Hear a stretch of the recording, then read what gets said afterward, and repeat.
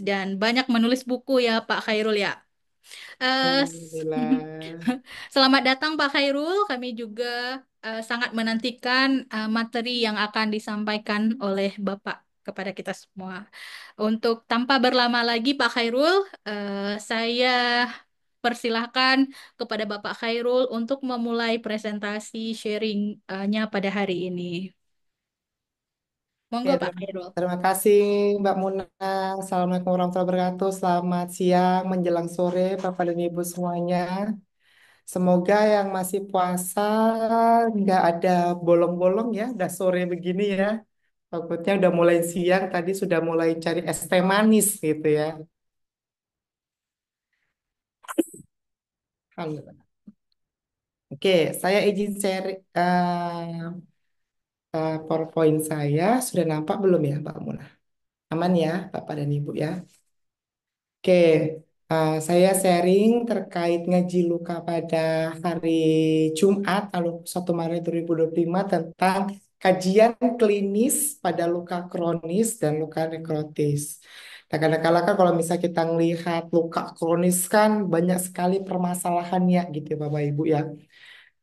Perlambatan proses penyembuhan luka pasti sudah pasti. Bisnis Kemudian saya beberapa pulang masalah kerja lainnya, infeksi atau ya. satpam itu yang kan udah Kemudian selain itu juga udah bisa gitu. pemilihan dressing pasti juga lebih intens gitu ya Bapak dan Ibu. Kemudian bagaimana juga kita melihat ya pada luka nekrotik atau nekrosis penanganannya seperti apa.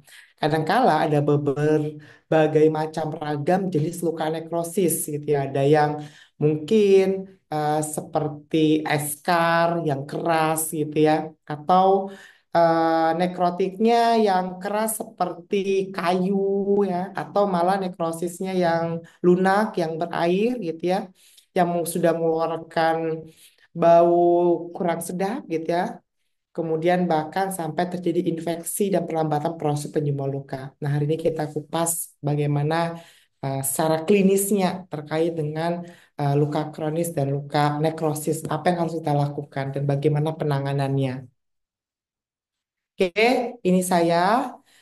Jadi kalau Bapak Ibu mau diskusi, boleh hubungi saya di WhatsApp ya, di nomor di bawah di slide yang ditampilkan Bapak dan Ibu semuanya. Kemudian atau hubungi saya by email juga boleh. Kemudian disclaimer sebelumnya, dengan ini saya menyatakan bahwa semua informasi yang saya sampaikan dalam webinar dan ngaji luka ini, baik dalam bentuk dokumentasi, ya, gambar dan video diperuntukkan untuk edukasi yang disiapkan untuk Woker Indonesia, kemudian Indonesian Etnet Woker, dan Badan Alumni Luka pelatihan diselenggarakan oleh Woker, yaitu Indonesian Wound Care Clinician Association atau INWCCA. Kalau misalnya kita ngelihat gitu ya, kondisi luka kronis pasti datangnya seperti ini rata-rata ke Bapak dan Ibu. Ya, bener nggak? Ya, ini saya putarkan video gitu ya. Datang ditutup dengan kasa gitu ya. Kemudian dengan jadi nekrosis yang cukup luas gitu ya. Kemudian sudah mulai muncul aroma yang tidak sedap gitu ya. Bahkan timbulnya ada yang maggot gitu ya. Atau munculnya maggot. Jadi kalau misal sudah seperti ini, biasanya kalau misalnya datang dengan keluarga besar gitu ya, atau dengan tetangga, pasti menjadi pembicaraan hangat nih gitu ya. Kenapa dulunya gitu ya, apa namanya, punya dosa apa dan sebagainya gitu ya. Takutnya menjadi gosip baru gitu. Sebenarnya kondisi seperti ini terjadi karena ada hinggapnya si lalat gitu ya ke cairan ke lukanya karena cairannya merembes kemudian bertelur jadilah maggot ya bersarang di situ. Nah, bagaimana pemilihan merawat luka yang tepat dengan kondisi luka yang seperti itu? Maka dari ini jika saya yang akan bahas ini tentang introduction sedikit, sedikit tentang anatomi dan healing proses mungkin di hari-hari sebelumnya sudah dijelaskan gitu ya tentang healing proses. Ini saya review sedikit ya. Kita ingatkan kembali ya. Kemudian tentang luka akut dan luka kronik ya. Kemudian update dari wound bed preparation, kalau misalnya jadi seperti ini harus kita ngapain gitu ya. Kemudian nanti terakhir tentang studi kasus yang saya sampaikan terkait tentang perawatan untuk khusus luka yang nekrosis. Dengan satu kasus yaitu pasien dengan wound kronik ya, salah satunya pasien dengan post surgical pada mastektomi. Nah, kalau kita ngomong masalah sedikit anatomi fisiologi gitu ya, review gitu ya Bapak Ibu, bahwa anatomi fisiologi, kenapa kita harus tahu dan paham balik lagi review anatomi fisiologi? Karena kalau misal sudah terjadi luka, terutama untuk luka kronis ya, dan luka nekrosis, otomatis kehilangan fungsinya karena sudah rusak ya fungsi kulitnya, baik fungsi secara umum ya sebagai pelindung ya, baik epidermis, dermis dan hipodermis dan sebagai kita tenaga kesehatan ya, bagaimana kita mengembalikan fungsi tersebut ya dari lapisan kulit yang telah rusak. Nah, kalau misalnya lapisan kulit yang telah rusak, ya bagian misalnya contohnya hipodermis, ya. Jadi bagaimana kita mengembalikan fungsi hipodermisnya per lapisannya dari hipodermis, kemudian dermis, kemudian epidermis dan terakhir luka yang menutup secara sempurna. Yang itu kita lakukan dalam melakukan perawatan luka, terutama tidak hanya luka akut saja, tetapi luka kronis, ya, dan luka nekrosis. Nah, kalau misalnya kita lihat proses penyembuhan luka, sebenarnya ini semua serangkaian tahapan alami bagian tubuh yang memperbaiki dan penyembuhan luka. Pada luka kronis dan luka nekrosis, proses penyembuhan luka juga Notifnya mempengaruhi masuk ke itu ya, ada terjadi proses ke inflamasi, mana, ke daftar. proliferasi, kemudian terakhir maturasi atau remodeling. Dan proses ini melibatkan interaksi kompleks yang saling bertumbukan atau saling berhimpitan dan berbagai jenis sel dan biokimia untuk memproses penyembuhan luka. Dan proses penyembuhan luka ini juga dipengaruhi oleh waktu. Ya, jadi Bapak dan Ibu ada waktunya, baik dari inflamasi, proliferasi, dan maturasi. Untuk proses si akut dan kronisnya, ini dipengaruhi proses penyembuhan luka ya. Kalau misalnya untuk luka akut berarti prosesnya dari inflamasi, proliferasi, maturasi sesuai dengan waktunya gitu. Tapi kalau misalnya untuk luka kronis terjadi perlambatan, bisa terjadi perlambatan karena inflamasinya memanjang karena ada beberapa faktor penyebab memanjangnya proses tersebut ya. Salah satunya ada jaringan mati ya. Kemudian inflamasi terus-menerus terjadi perlambatan atau prolong menyebabkan proses penyembuhan luka pasti akan terganggu. Dan serangkaian tahapan alami ini tidak bekerja dengan baik, terutama pada luka-luka kronis ya dan luka nekrosis. Dan bagaimana kita sebagai tenaga kesehatan ya dapat memfasilitasi nih ya dari proses ketiga ini dapat berjalan dengan baik secara alami. Ya, ya. Jadi luka akut ya. Jadi luka akut itu contohnya seperti ini, luka-luka post operasi ya, dengan minimal kehilangan jaringan, dengan proses penyembuhannya dengan waktu yang tepat gitu. Tapi kalau misal luka kronis kita melihat ada perlambatan dari proses penyembuhannya. Ya kalau misalnya kita ngelihat contoh di sini ya dari proses inflamasinya yang memanjang, bengkak tidak sudah, kemudian proses penyembuhannya tidak berjalan dengan baik, kemudian masih ada terjadinya jaringan nekrosis yang menyebabkan perlambatan dari proses penyembuhan tersebut, yang menyebabkan otomatis targeting atau achieve dari luka sembuh itu tidak berjalan dengan baik. Ya, kalau luka kronis itu bisa terjadi karena salah satu ada medical challenges ya, salah satunya di kondisi si tubuhnya yang menyebabkan lukanya itu menjadi kronis ya. Selain dari si lukanya, penyebabnya dari mana? Contohnya pasien-pasien dengan diabetes atau adanya penyakit vaskular. Ya, kondisi-kondisi yang menyebabkan medical challenges ini atau penyakit penyerta ini menyebabkan proses si luka dari akut menjadi kronis dan terjadinya inflamasi yang begitu lama. Nah, kondisi kegagalan proses ini ya ditandai dengan waktu proses penyembuhan luka menjadi lama, yaitu lebih dari 3 bulan, ya bahkan lebih. itu terjadi proses pada luka kronik. Terutama kalau misal kita ngelihat leading healthcare professional cost ya, cost yang dikeluarkan dari pasiennya terkait dengan si lukanya itu menjadi besar dan otomatis mempengaruhi dari mobilitas si pasiennya terkait dengan si lukanya. Ya, kalau misal kita ngelihat data, katanya tahun 2023 Wound Care Advance mengatakan ya kronik itu 2,5% ya dari total populasi itu mempengaruhi dari kualitas hidupnya. Artinya kalau misal pasien-pasien yang sudah punya luka kronis ya salah satunya karena akibat adanya penyakit penyerta diabetes atau vascular disease itu kualitas hidupnya 2,5%. Artinya kalau misalnya dia punya luka yang seperti ini ya di gambar di slide ini kualitas hidupnya sudah turun. Kenapa bisa turun? Satu, semakin berkembangnya kondisi luka seperti ini otomatis mempengaruhi satu psikologisnya. Pasien tidak bisa bekerja dengan baik, bahkan kehilangan pekerjaan ya. Kemudian kos yang dikeluarkan juga lebih besar ya. Otomatis ini mempengaruhi dari kualitas hidupnya ya. Baik si kualitas hidup dari si pasien maupun kualitas hidup dari si keluarganya. Karena sebagai pencari misalnya dia tidak bisa bekerja lagi. Jadi bagaimana dia mencari kos ya apa nama dana untuk melakukan perawatan yang tepat. Nah, kok kadangkala kondisi-kondisi seperti ini kalau misal datang ke tempat tenaga kesehatan ya, terutama ke fasilitas kesehatan tingkat pertama gitu ya, seperti puskesmas langsung dilakukan rujukan biasanya Bapak dan Ibu. Benar nggak? Selesai dirujuk ke hospital, kemudian terakhir dilakukan amputasi. Benar ya? Karena di apa namanya dipercayain bahwa kondisinya sudah tidak bisa diselamatkan lagi. Ya.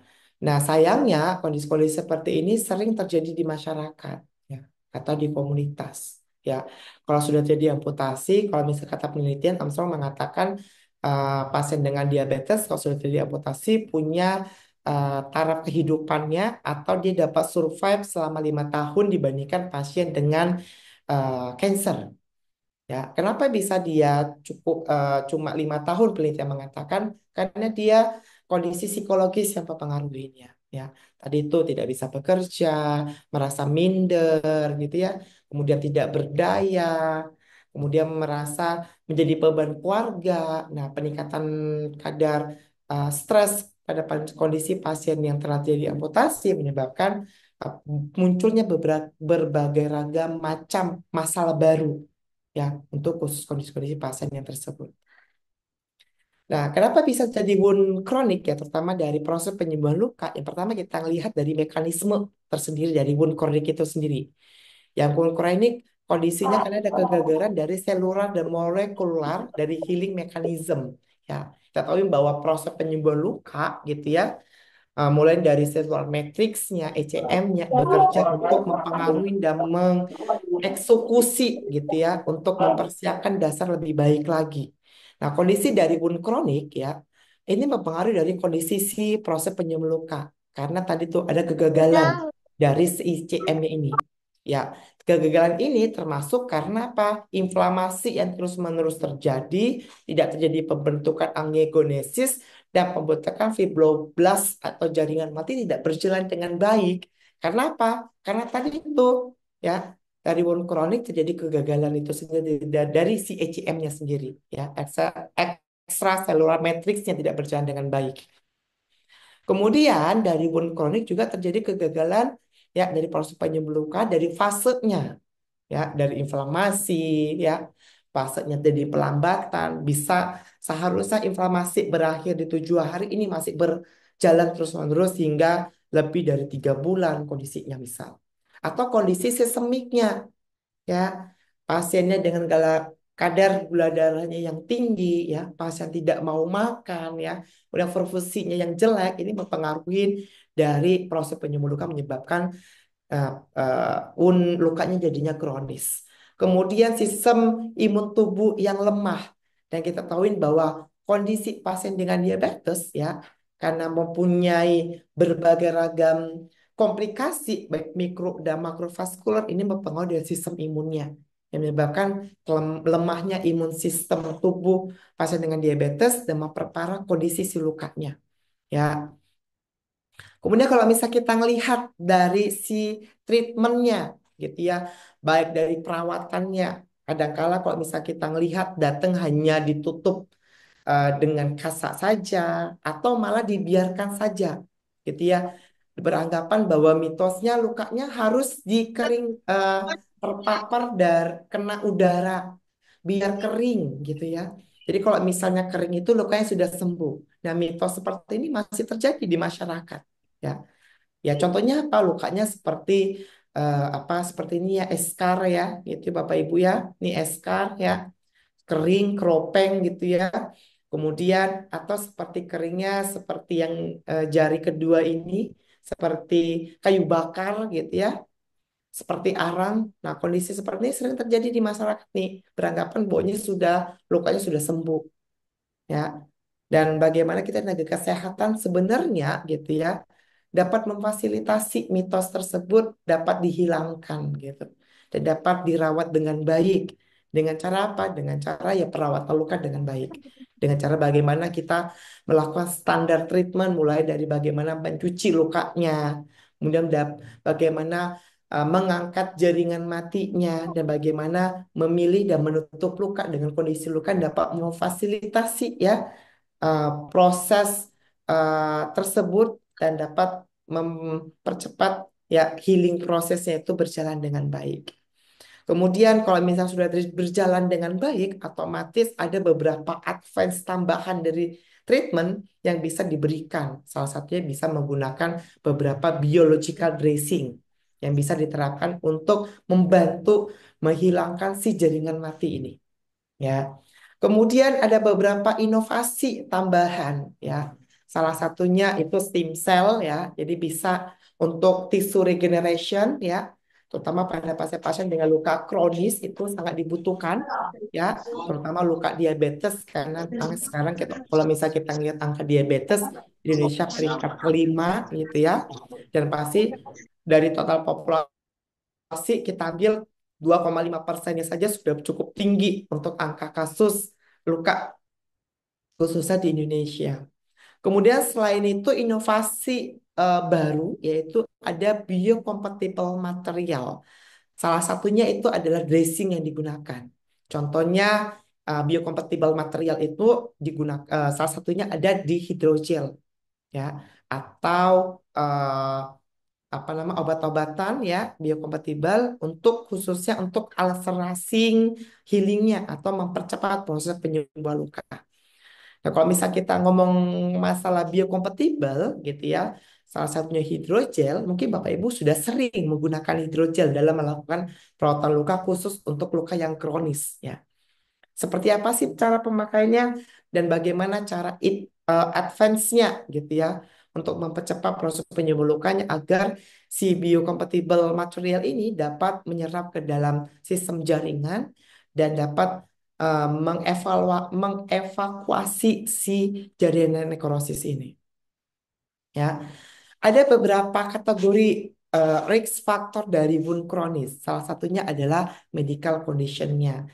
Salah satunya ada diabetes. Ya, semakin increases dari suatu penyakit si diabetes karena kadar gula darahnya, otomatis ini menjadi pencetus utama lukanya menjadi kronis ya, risiko faktornya dan menjadi infeksi. Karena apa? Semakin tinggi kadar gula darah dalam seseorang pasien dengan diabetes, otomatis eh, pembuluh darah dan si apa namanya kondisi si pembuluh darahnya menjadi kental, otomatis menyebabkan infeksi lebih cepat terjadi. Ya, apalagi kalau misalnya kita mengangkat jaringan terjadi perdarahan. Kemudian kondisi-kondisi arteriosklerosis ya, ini menyebabkan risiko faktor juga kontribusi dari healingan proses penyembuhan luka. Karena pembuluh darah tidak nyampe ke bagian perifer karena jadi arteriosklerosis ya, menyebabkan perlambatan dari risiko luka kronis dan risiko healing proses juga semakin lama semakin bermasalah.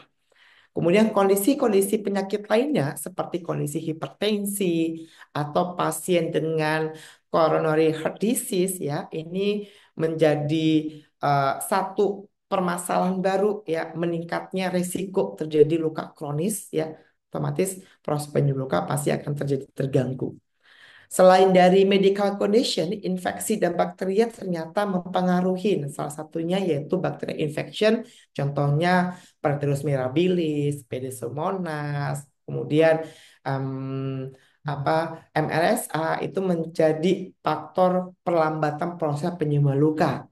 Kemudian kalau misalnya kita lihat luka kronis, 90% luka kronis itu disebabkan oleh adanya biofilm formation atau pembentukan biofilm pada dasar luka.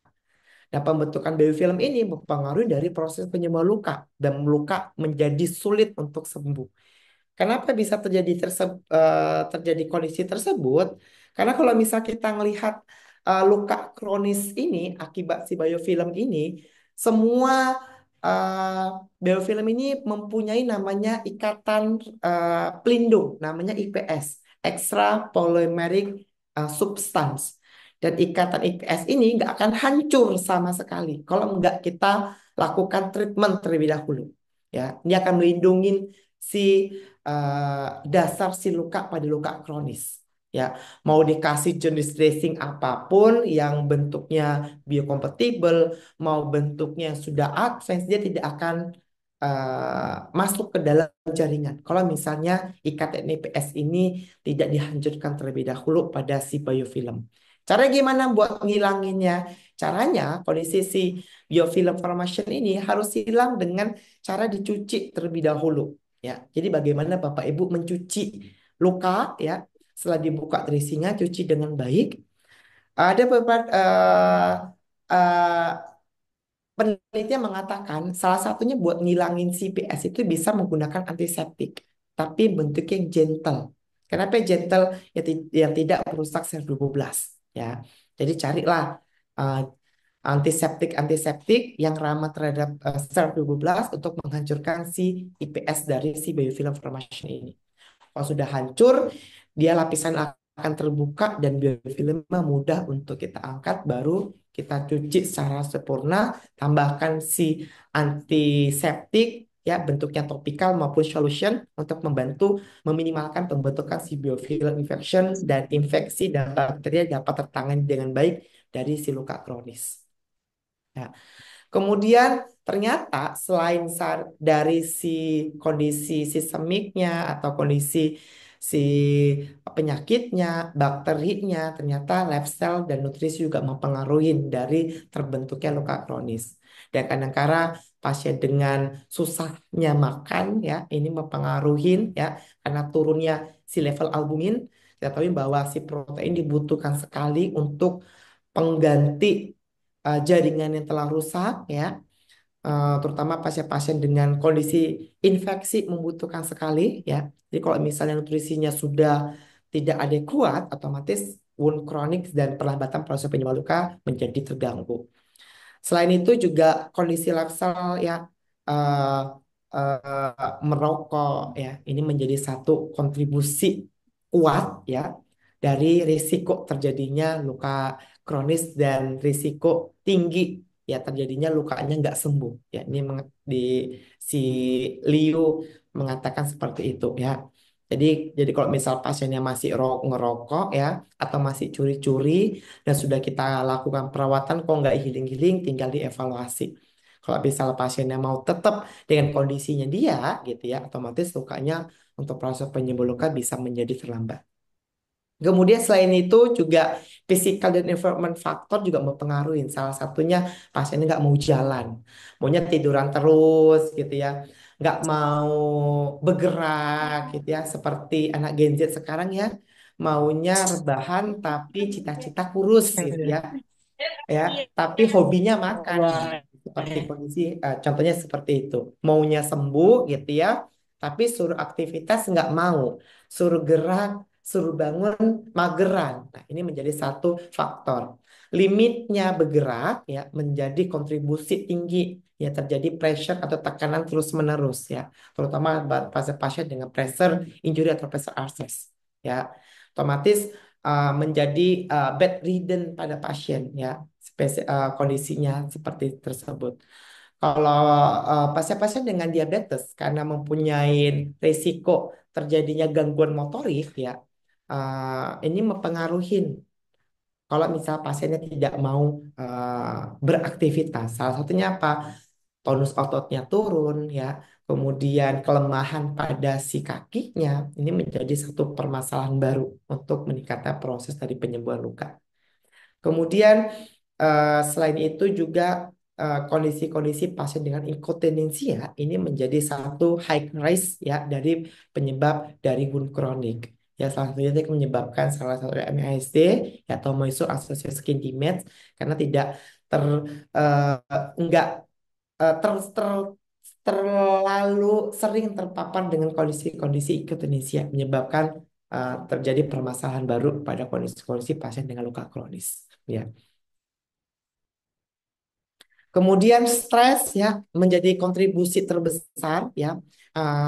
Kita tahu bahwa pasien dengan stres berlebihan menjadi selnya menjadi stres oksidatif yang menyebabkan interleukin B itu menjadi terus-menerus berkembang, otomatis proses dari si inflamasi nggak sudah-sudah nih.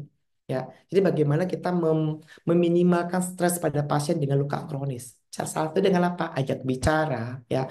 Kemudian ungkapkan apa yang dirasakan sama pasien, kemudian ajak keluarganya, ya, bagaimana keluarga ini dapat memfasilitasi, ya. Kalau misalnya keluarga susah memfasilitasi, sebagai tenaga kesehatan kita bisa refer untuk eh, stresornya dapat tertangani dengan baik. Salah satunya kalau misalnya di Walker kita punya eh, tim support system, salah satu kita ada Frog Budi untuk menangani kondisi-kondisi depresi pada pasien dengan luka, ya terutama untuk luka kronis dan luka apa namanya luka lainnya. Ya selain nggak hanya luka kronis saja, ya tidak hanya pasien saja, tapi keluarga juga kita dapat tangani. Ya, untuk kondisi kondisi masalah psikososial ya psikososial dan stres faktor pada pasien. Nah, kadang-kadang kalau misalnya kita ngelihat depresi dan anxiety ini cukup eh, tinggi untuk pasien-pasien dengan kondisi luka. Ya dulu misalnya karena kondisi dia bisa dapat bekerja dengan baik, bisa ke sana kemari, bisa ketemu dengan teman-temannya, bisa jalan sendiri, tapi dengan kondisi luka dia harus temenin ya dengan istrinya atau pelaku rawatnya dan tidak bisa beraktivitas lagi dengan baik. Itu menjadi satu kontributor terbesar pasien-pasien dengan luka ya terjadi stres terus-menerus. Pasien datang luka kronis rata-rata kondisinya di masyarakat ya terutama ya sudah lambat kondisi seperti ini ya yang datang dengan kondisi diabetes, kemudian ada gangguan pembuluh darahnya ya arterial peripheral disease, kemudian ada perubahan bentuk kaki, bahkan sudah terjadi amputasi, karena pembuluh darah tidak terkontrol dengan baik, ini datang ke tempat fasilitas kesehatan yang menyediakan perawatan luka. Di Walker rata-rata datang seperti ini, sudah terlambat. Tapi kalau misalnya di masyarakat sudah tahu bagaimana cara ngerawat luka stadium 1, stadium 2 sudah diajarkan oleh tenaga kesehatan, pasti datang tidak seperti ini. Dan kehilangan kaki atau amputasi itu tidak terjadi lagi di masyarakat. Dan kita sebagai Walker Center menjadi satu apa namanya eh, eh, concern ya dari tahun 2007 sampai sekarang ya bagaimana kalau misalnya ketemu luka pasien dapat rawat dengan baik dan tidak terjadi atau terhindar dari tindakan amputasi. Dan pasien-pasien yang diabetes dapat terselamatkan kakinya mulai dari tindakan preventif, kuratif, rehabilitatif sampai tindakan paliatif. Itu yang kita lakukan dari tahun 2007 sampai sekarang. Dan dari hal tersebut ya inisiasi kita pada sore hari ini ya ngaji luka dapat eh, Bapak dan Ibu gitu ya dapat melihat gitu ya dapat menerapkan kondisi-kondisi seperti itu tidak terjadi hal seperti itu di masyarakat. Dan kita tahuin bahwa luka kronis ya untuk proses penyembuhannya bisa lambat ya. Beberapa jurnal mengatakan ya span waktunya 12 sampai 20 minggu. Yang dimana kalau misal kita ngelihat ya kita harus siapkan dulu tuh dasar lukanya. Ya, kalau misalnya ada jaringan mati, siapkan dulu dasar lukanya 2 sampai 4 minggu. Kemudian proliferasi 3 sampai 6 minggu. Kemudian maturasi atau fase akhir dari proses penyembuhan luka itu 2 minggu. Dan kondisi ini itu kita bisa lakukan secara artinya evaluasi terus-menerus setiap kunjungan. Kalau misal pas kita rawat lukanya kurang dari 12 minggu sembuh, ya berarti span waktunya dapat berjalan dengan baik. Tapi kalau misal span waktunya, healing prosesnya lebih dari 20 minggu, ini menjadi pertanyaan. Apakah permasalahan dari tadi si kondisi apa namanya penyakitnya tidak dapat tertangani dengan baik atau tidak termanage, atau karena si bakterinya ya menyebabkan infeksi sistemik ya atau bahkan life style-nya pasiennya masih curi-curi makan gitu ya, artinya curi-curi bukan makanan tetangga gitu ya Bapak Ibu, tapi kadar gula darahnya masih minum-minum yang manis gitu ya, masih curi-curi rokok, atau masih suruh cucunya untuk beli misalnya kue-kue basah atau minum-minuman manis lainnya. Ini menjadi satu masalah baru ya. Jadi kita harus lakukan pengkajian secara holistik ya dari mulai dari makan, kemudian sistemiknya, kemudian dari apa eh, bakterinya dia ya, infeksinya ya, jangan sampai tidak tertangani dengan baik. Itu harus kita lakukan dan vaskularisasi itu menjadi peran penting dari proses penyembuhan luka, terutama untuk luka kronis. Dan karakteristiknya ya luka kronis ya, yang pertama pasti warnanya gelap ya, seperti ini gitu ya. Atau warnanya sering cenderungnya nekrosis gitu ya, nekrotik ya, warna hitam ya. Kemudian ada kadang kecoklatan ya, atau abu-abu ya. Ya ini akibat ada jaringan atau kehilangan suplai darah. Ya, ini kondisinya seperti ini karakteristiknya pada luka kronis. Selanjutnya kalau misalnya kita melihat luka kronis tidak berdarah. Karena apa? Karena sudah terjadi apoptosis atau kematian pada sel-selnya. Karena suplai darahnya sudah terputus, otomatis jaringan narkotis tidak berdarah. Ya, saat disentuh ataupun saat kita lakukan konservatif shock wound debridement atau CSWD. Gitu ya. Kemudian selain itu nggak berbau ya. Jadi kondisi luka yang sudah kering kerontang gini ya, seperti kayu bakar yang mati, ini nggak menimbulkan bau ya. Menimbulkan bau ya kondisinya kondisi pasien luka nekrosis yang basah itu baru menimbulkan bau. Kadangkala ada apa namanya terinfeksi ya, baru yang menimbulkan bau yang nggak sedap gitu ya, akibat dari dekomposisi jaringan dan bakteri. Ya, semakin banyak menumpuknya, otomatis bau pasti akan muncul terus-menerus pada kondisi si luka yang nekrosis yang basah. Kemudian jaringannya kering ya, ada jaringan bentuknya kering ya, kerontang seperti ini, atau ada yang basah. Kadang-kala yang basah ini di pas saat kita buka gitu ya baru muncul basah. Ya, nekrosis itu bisa berbentuk keras atau kering, atau nekrosis kering atau lembek. Ya, seperti yang di slide Bapak Ibu bentuknya video ya, ini bentuknya nekrosisnya basah nih ya, atau lembek, dan kadang-kala menimbulkan bau yang tidak sedap ya, karena si kumpulan dari mikroorganisme menyebabkan infeksi pada si jaringan. Semakin banyak jaringan mati, otomatis mikroorganisme berkumpul di situ mengeluarkan si apa namanya eh, aroma yang otomatis menyebabkan bau tidak sedap. Itu sering jadi pada nekrosis. Selain itu, ya kondisi luka nekrosis juga ya.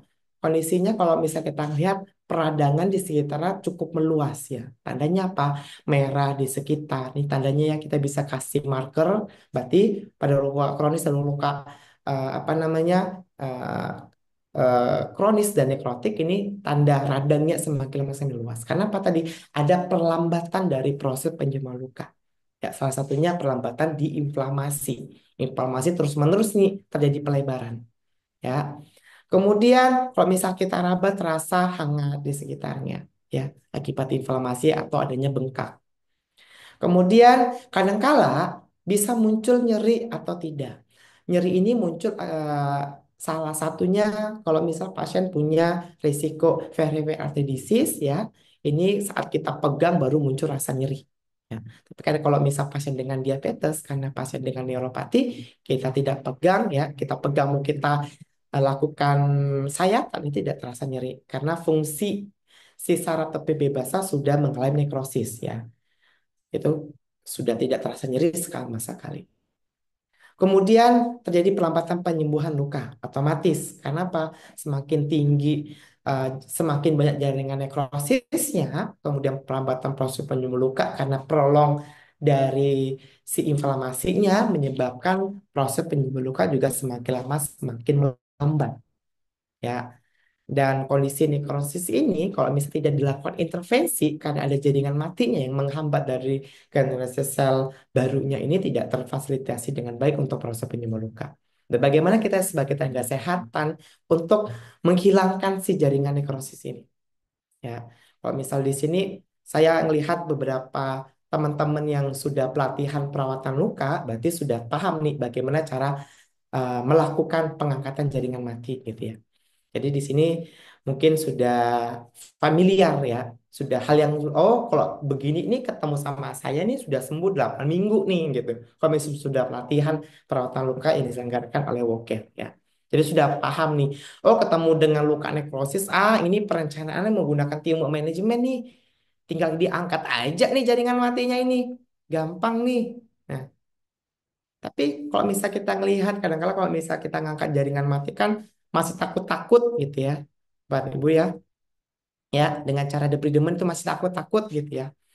Nah, kalau misal kita ngelihat definisi sendiri dari debridement adalah prosedur medis ya untuk mengangkat jaringan mati. Jadi kalau misal ngangkat jaringan mati ngapa? Ya warna kuning, yang warna hitam ya. Ini merupakan jaringan mati ini harus diangkat semuanya atau kondisi yang terinfeksi atau jaringan yang telah rusak ya ini harus diangkat agar apa tujuannya balik lagi tuh tadi kita mau proses penyembuhan lukanya berlangsung secara efektif artinya proses yang secara alami harus terfasilitasi dengan baik ya Selamat Hari Raya. iya Tapi selamat hari kayaknya ada raya di ibu kantor SLI deh. Aku cari dulu. iya selamat hari raya bu belum hari raya bu agak bocor ya bapak dan ibu ya. Oke, kita lanjut. Proses ini penting ternyata dalam perawatan luka kronis dan luka nekrosis. Akibat apa? Akibat dari infeksi yang disebabkan oleh necrosing facilities.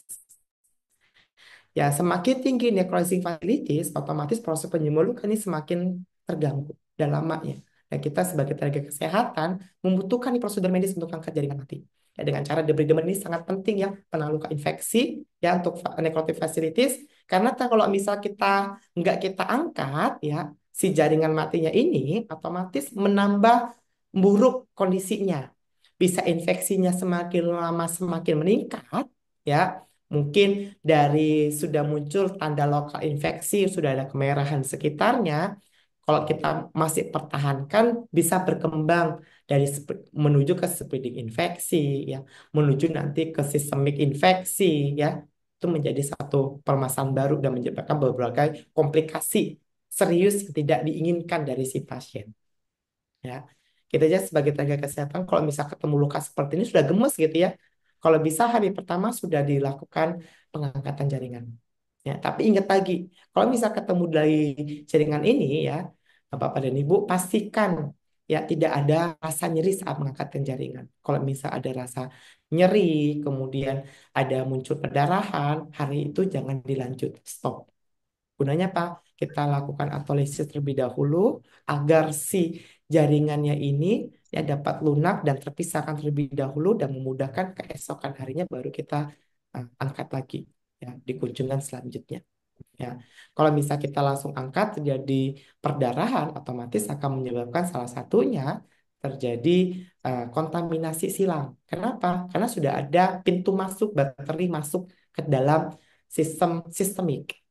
Kalau sudah masuk ke sistemik pembuluh darah, otomatis dalam 3 hari pasiennya bisa muncul demam terus-menerus, ya kemudian rasa mual, rasa muntah, dan berarti sudah masuk ke sistemik infeksinya. Ya, karena tadi tuh kita agresif. Tapi kalau sudah kita lakukan autolisis terlebih dahulu, di hari selanjutnya mau agresif, itu sudah terfasilitasi tuh oleh tubuh enzim proteolitik sudah terpisahkan antara si jaringan sehat dengan jaringan yang nekrosis atau jaringan yang mati. Ya. Jadi kalau misalnya masih keras boleh dibuka dulu gitu ya. dibuat jalan agar proses otolisis dapat bekerja dengan baik.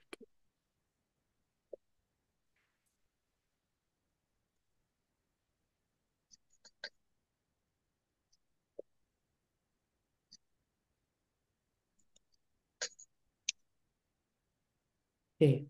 Yang tujuannya di mana kalau misal kita ngangkat jaringan mati ya, dari lokanya nekrosis ya berubah menjadi slab, berubah menjadi merah, dan terakhir luka yang menutup secara sempurna. Ya, itu yang kita harapkan dalam mengangkat jaringan. Dan wound healing continuum ini dapat bekerja dengan baik. Artinya, kalau misal Bapak Ibu ketemu dengan jaringan mati nekrosis atau jaringan mati lainnya seperti slab, yaitu dapat kita memfasilitasi pengangkatan jaringan ya atau secara debridement ya. Dan kita tahu Bapak dan Ibu sudah ahlinya gitu ya dalam mengangkat jaringan. Jangan sampai nanti kalau sudah ketemu warna hitam, warna kuning gitu ya, dan yang kita harapkan lukanya berubah jadi merah, baru proses secara alami tubuh dari proses penyembuhan luka ini dapat berjalan dengan baik dan terakhir maturasi menutup dengan sempurna. Itu yang kita harapkan. Jangan sampai nanti kalau ketemu warna yang sudah nekrosis sudah kita sampai slab sudah hilang, tiba-tiba sudah granulasi, balik lagi menuju si yellow lagi atau slab balik lagi menjadi nekrosis, itu jangan sampai terjadi seperti itu ya. Dan dalam mengangkat jaringan di wound preparasi ya atau mempersiapkan dasar luka ya, dalam tim manajemen atau tissue manajemen yang terbaru ada updatingnya. Ini saya ambil dari Gary Silvat ya, dari tim mereka ya, dari Woundpedia tahun 2023. Tahun 2022 cuma ada 8. 8 itu yang nomor ini 8. Kemudian updating tahun 2023 ada 10 kategori untuk wound preparasi ya. 10 kategori ini merupakan konsensus baru yang bertujuan untuk menerapkan model untuk mempersiapkan dasar luka bagi praktisi ya dengan adanya sumber daya terbatas. Artinya misalnya tracingnya terbatas, tenaga kesehatan terbatas. Ini muncul konsensus baru untuk mempersiapkan dasar luka ya.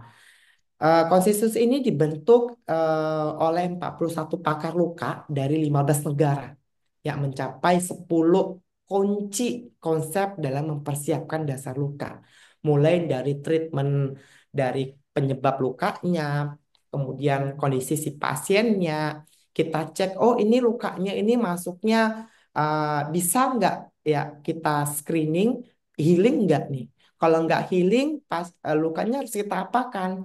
Oh, bisa nggak kita masuk ke paliatif? Ini dikaji di nomor 3. Kemudian nomor 4, bagaimana untuk lokal wound care-nya, ya, untuk perawatan lukanya secara lokalnya. Artinya apa? Infeksinya dapat tertangani dengan baik secara lokal. Dengan cara apa? Ya cara pertama ya lakukan debridement, ya ngangkat jaringan mati. Kemudian nomor 6, kita kontrol infeksi inflamasinya. Kemudian kita kontrol juga selain infeksi inflamasinya, bagaimana menggunakan dressing yang cocok, yang sesuai dengan si kondisi lukanya. Baru si lukanya, sekitar lukanya dapat terfasilitasi dengan baik.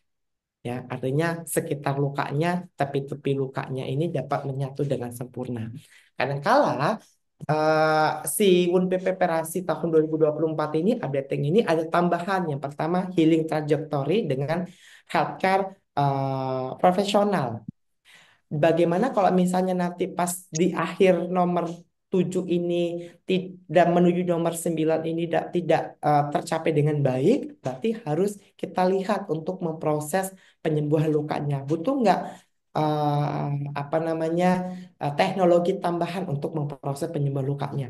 Ya, baik dari si teknologi maupun si dressing yang digunakan.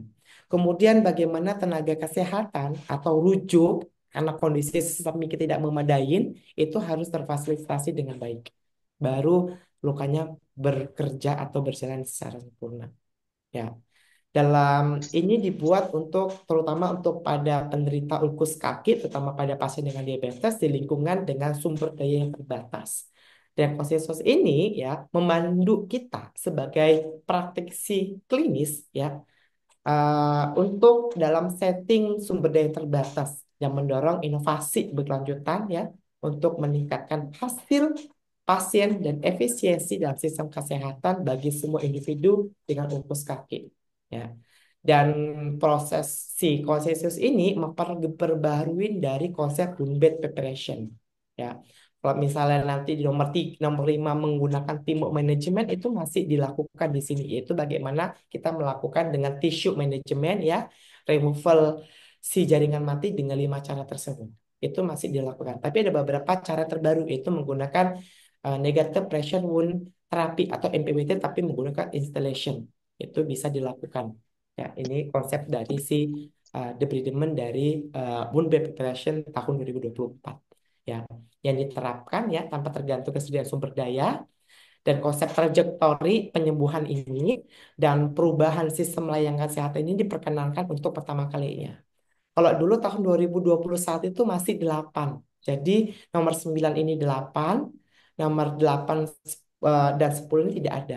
Kemudian tahun 2023 diperbaruin ya ditambahkan dengan trajektori penyembuhan dengan perubahan sistem layanan kesehatan. Ya bagaimana kita merujuk dan referral untuk kondisi-kondisi luka yang tidak bisa kita tangani dengan baik. Oke, kita bahas satu-satu. Ya, yang pertama treatment assessment ya, treatment of the case ya. Bagaimana Bapak Ibu melakukan assessment secara adekuat. Salah satunya assessment dilakukan adalah bagian perfusinya ya. Karena banyak sekali pasien-pasien dengan luka kaki diabetes ya, ada gangguan vaskularisasi. Dengan cara apa?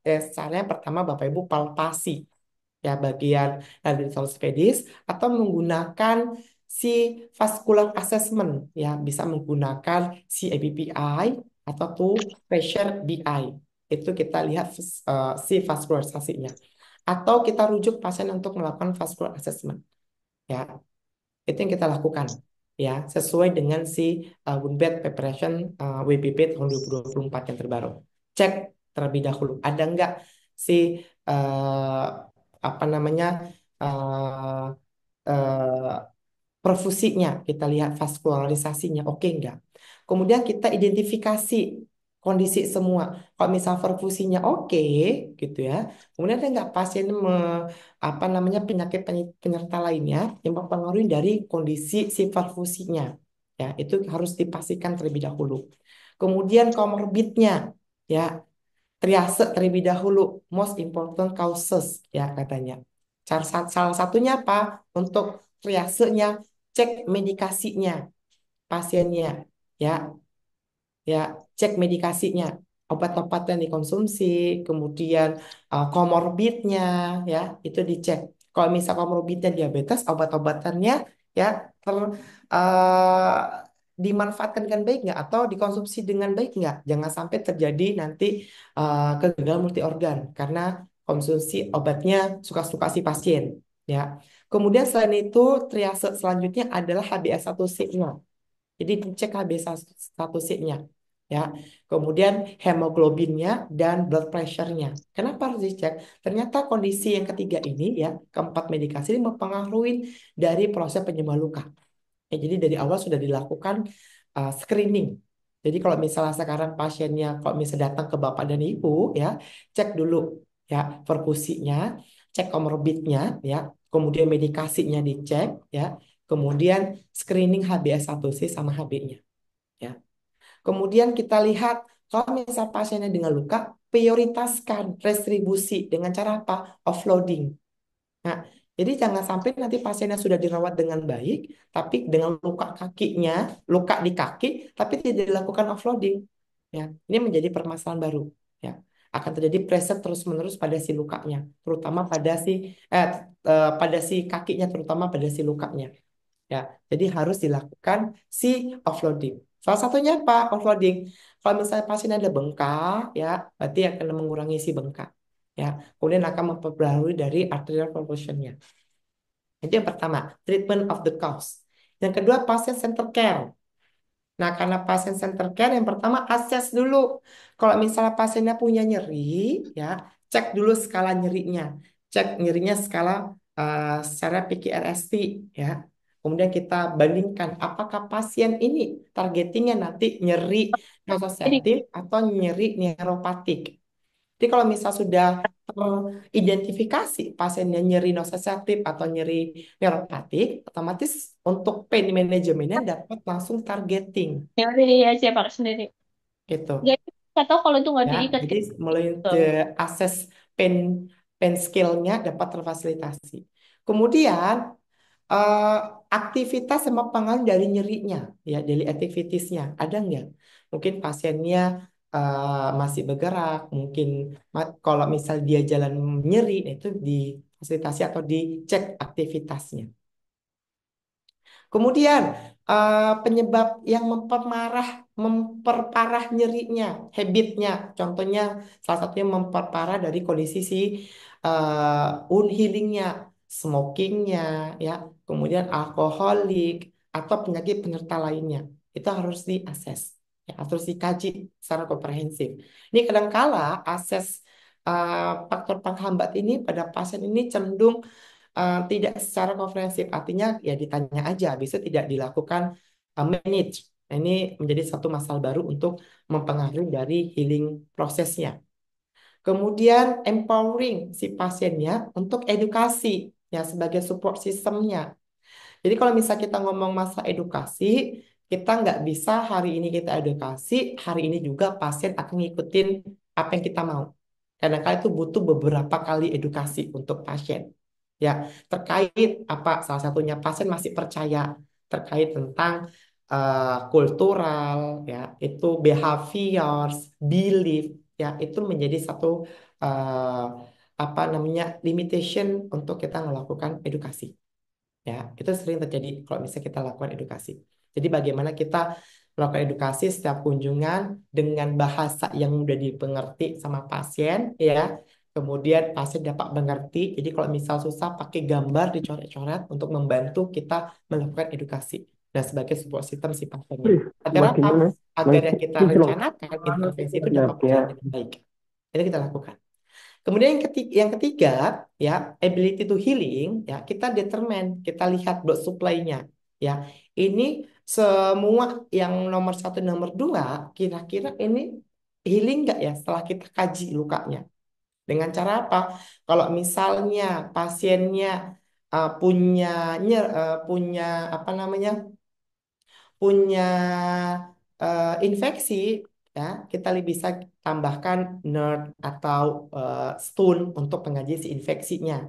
Atau kalau misalnya pasiennya sudah kita kaji menggunakan Winner Score, oh ini bisa kita kategorikan healing, berarti kita kasih tahu sama pasien untuk estimasinya healingnya berapa lama untuk sembuhnya. Tapi pas waktu di akhir-akhir, kok healingnya semakin lama semakin jauh ya. Artinya tidak tepat dengan waktunya 12 sampai 20 minggu. Berarti Bapak Ibu harus kaji ulang, yaitu patient center care, ya. Kemudian treatment of cause-nya dikaji ulang.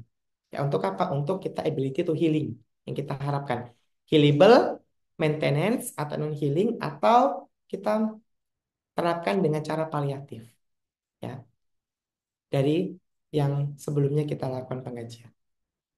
Kemudian nomor 4 kita lakukan local wound treatment dengan cara apa? Exam, measure, dan monitoring. Artinya apa? Kita lakukan pengajian, kita cek, kemudian kita eh, apa eh, ensure beberapa kali monitoring selama proses kita lakukan perawatan, ya, melalui dengan kalau misalnya Bapak Ibu punya dokumentasi, ya, dokumentasi proses penyembuhan lukanya berarti dari maintenance-nya, ya, kita cek misalnya panjang lebarnya, ya, dasar lukanya, sekitarnya, ya, kemudian wound assessment-nya, ya, itu kita cek. Kemudian ada fotonya, ya, foto imaging, ya, kita lihat prosesnya setiap hari, ya, saat kita lakukan perawatan. Kemudian di local wound care kita pilih, ya, di sini cleanse the wound, ya, dengan cara apa? Kita cuci lukanya, boleh dengan potable water atau air mineral atau normal sahlin, ya, atau NaCl atau menggunakan low toxic antiseptic agent, ya, atau antiseptik. Itu bisa kita lakukan untuk melakukan pencucian luka. Beberapa konsiderasi bisa menggunakan sabun, ya, atau cuci lukanya bisa direndam, bisa dikompres, bisa diirigasi, ya tergantung dari kondisi si lukanya. Ya, kemudian kalau jangan lupa reassessment dan dokumentasi pun reguler ya. Ini ya. Jadi Bapak Ibu harus melakukan dokumentasi. Untuk apa? Untuk melakukan kondisi seperti ini. Tujuannya apa sih? Kita lakukan dokumentasi untuk melihat nih proses yang kita lakuin. Dari kunjungan pertama minggu kedua ada perbaikan nggak? Kalau misalnya nggak ada kayak dia tidak ada perbaikan, kenapa tidak perbaikannya? Jadi kita bisa melihat flashback lagi dan dokumentasi kita. Kalau misalnya ada perbaikan, oh berarti kita harus kunjungan selanjutnya lebih intens lagi perbaikannya. Jadi kita bisa informasikan kepada pasien sebagai reinforcement positif ya, agar si kondisi tadi tuh ya yang risk faktornya stres dan sebagainya dapat terminimalisirkan. Ya. Kemudian nomor 5, debridement ya, debridement. Kalau misalnya kita ngomong debridement, berarti bagaimana Bapak Ibu menghilangkan ya jaringan yang tidak dibutuhkan oleh tubuh, ya nekrosisnya dengan cara apa? Ya bisa dengan cara shaft ya, CSWD atau conservative shaft debridement, tapi hati-hati saat kita melakukan ya, jangan sampai terjadi bleeding ya. Kalau misalnya sudah di bleeding, kemudian ada nyeri, hal itu juga harus dihentikan. Atau cari tips yang expert atau teman yang sudah sering melakukan debridement ya. Kalau misalnya susah dan sebagainya, tinggal dirujuk untuk melakukan surgical debridement. Ya, itu bisa kita lakukan.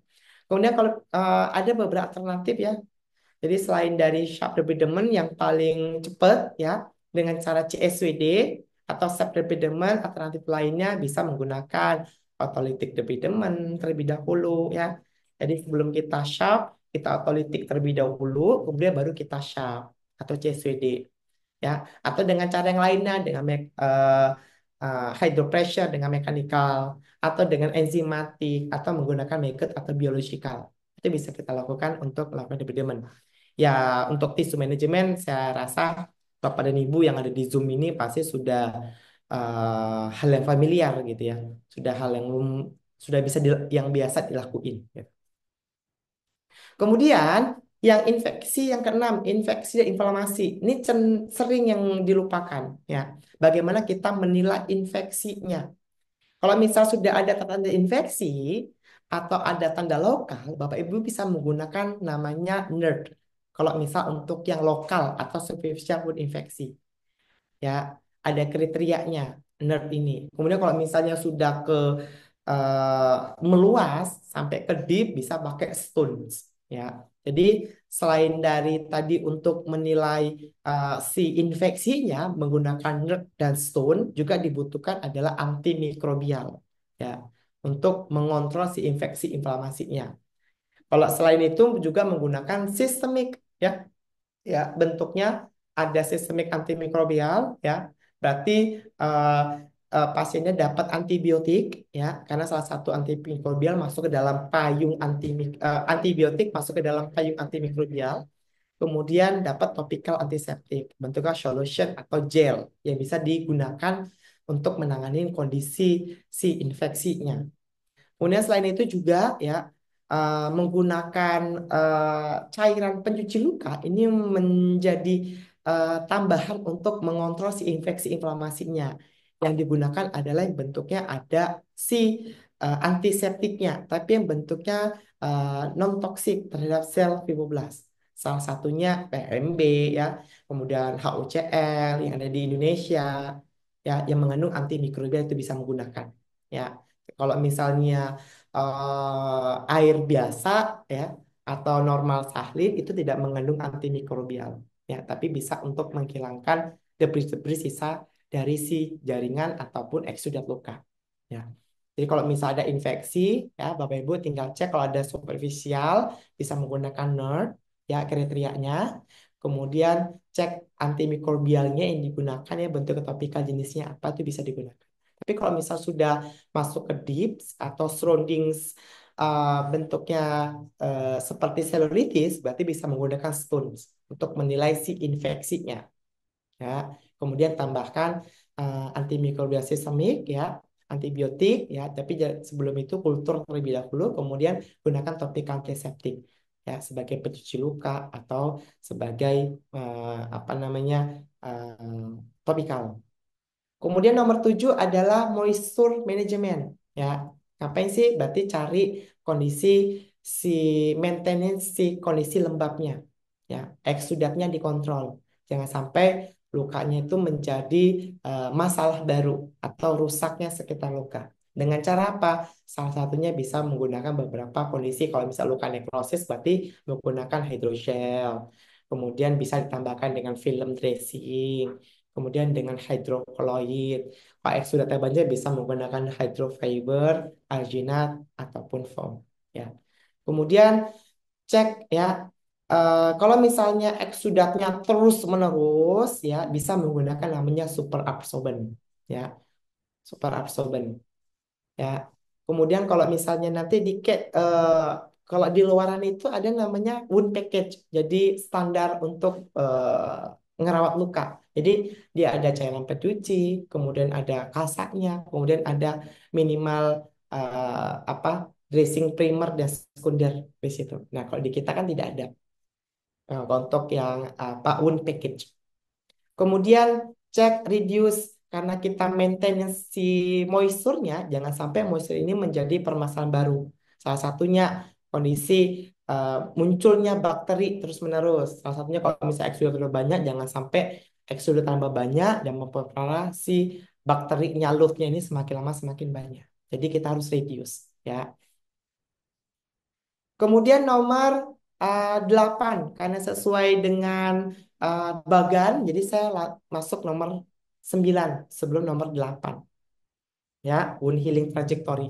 Nomor 9 ini bagaimana Bapak dan Ibu memfasilitasi untuk si itch-nya ya, agar itch-nya ini ya dapat tercipta dengan baik dan lukanya menutup dengan baik. Ya, salah satunya itu menggunakan adjunctive terapi ya atau modalitas yang diberikan. Salah satunya adalah ES, electrical stimulation. Dan ternyata electrical stimulation ini membantu Bapak Ibu sekitaran si lukanya dan sebagai anti apa memompa blood flow-nya, kemudian merangsang si angiogenesis di sekitaran si ototnya ini lebih baik lagi menggunakan si electrical stimulation. Kemudian NPWT installation. Ya, NPWT installation ini digunakan salah satunya untuk mengangkat jaringan. Ya, dia itu NPWT-nya ada cairannya. Ada cairan normal salin atau antiseptik yang digunakan untuk membantu mengangkat jaringan mati dan mempertahankan kondisi tetap lembab dengan diberikan 50 sampai 60 mHg. Kalau misalnya kondisi si luka yang sudah epitel ya untuk mempertahankan epitel itu biasa diberikan juga NPWT instillation 60 sampai 50 mHg diberikan. Kemudian ada topical oksigen. Ini jenisnya dressing yang diberikan yang ada terus-menerus yang mengeluarkan oksigen atau dia merangsang mengikat oksigen di udara terikat masuk ke dalam topikalnya. Ada beberapa kondisi dressing yang cara kerjanya seperti itu. Kemudian ada hiperbarik oksigen terapi ya untuk merangsang si pembentukan epitelisasi ya. Kemudian terakhir skin graft. Ini beberapa modalitas atau adjunctive terapi yang bisa digunakan ya untuk age advancement. Kemudian healing trajectory. Kalau sudah kita lakukan perawatan, kok nggak sembuh-sembuh nih lukanya? Kenapa bisa seperti itu? Karena kalau misal kita melihat proses penyembuhan luka pada luka kronis ya, dan itu healingnya itu ya seharusnya dia kurang tadi dia 12 sampai 20 minggu ya. Nah, kalau misalnya kurang eh, dalam waktu 12 dari 20 minggu ya, kurang dari 12 sampai 20 minggu berarti itu prosesnya kondisi lukanya sudah healing ya artinya tercapai si SOP-nya. Tapi kalau misalnya nggak healing itu terjadi dalam waktu 20 sampai 40% itu terjadi pada luka-luka kronis. Salah satunya apa yang menyebabkan nggak healing time-nya? Karena glycemic control-nya tidak yang bermasalah. Ya, jadi kalau misalnya kadar glukosanya turun eh, nggak stabil ya berarti cek dulu yang di apa yang nomor 2 tadi ya, pasien center care. Kenapa bisa terjadi seperti itu? Apakah pasiennya nggak konsumsi obatnya atau malah nutrisinya tidak adekuat? Jadi takut mau makan ya, tapi pinginnya minum yang manis-manis. Nah, itu bisa menjadi salah satu itu. Kemudian kalau misalnya nggak tercapai 12 minggu dalam healable wound-nya, ya, ya kita cek resource dan continue konsistensi care-nya. Dengan cara apa? Berarti yang balik ke nomor 3. Ya, kita bisa dengan cara maintenance. Ya, sekaligus kita cek nomor 1, reassessment ulang, ya. Ah, kemudian fase center care dicek ulang, ya. Kalau misalnya oke 12 sampai 20 minggu berarti konsistensi care-nya. Tapi kalau misal lebih dari 20 minggu, ya, berarti prioritizing referral. Nih, spesialis center care atau kita diagnostik atau malah kita buat pasiennya menjadi paliatif. Takutnya ya pas waktu kita cek karena umur dan sebagainya menyebabkan lukanya lama sembuh atau kita cek ternyata pas waktu kita biopsi ternyata yang kita rawat sudah berubah menjadi cancer. Itu bisa terjadi pada pasien-pasien dengan luka kronis, ya terutama pada pasien dengan luka diabetes. Itu sering terjadi, ya itu healing trajectory. Kemudian terakhir ke 10 ya kita fasilitasi, ya. Jadi kita tanyain, ya, kita hadirkan pasiennya dan keluarga, kita temukan ya secara family meeting, ya kita tanyakan kenapa ini seperti ini. Yang pertama sekali kita tanyakan sama pasiennya, dilihat dari pasiennya proses penyembuhan lukanya yang dia tahu tentang kondisi luka seperti apa. Kemudian tanyakan sama si keluarganya seperti apa. Kemudian baru kita improve ya secara tenaga kesehatan bagaimana proses penyembuhan luka, apa yang kurang, apa yang lebih, kenapa harus seperti ini, nah, itu kita lakukan. Ya. Kemudian kalau misalnya susah, berarti Bapak Ibu harus lakukan ya establish time sama effective communication ya. Pasiennya harus tetap dikomunikasikan, kemudian kolaborasi terhadap tim kesehatan lain untuk apa? Untuk healing outcome-nya itu dapat berjalan dengan baik. Atau kalau misalnya susah, berarti pasiennya bisa direferal ya kepada orang yang kompetensi ya untuk melakukan perawatan luka. Dan dilakukan untuk healing healthcare system change.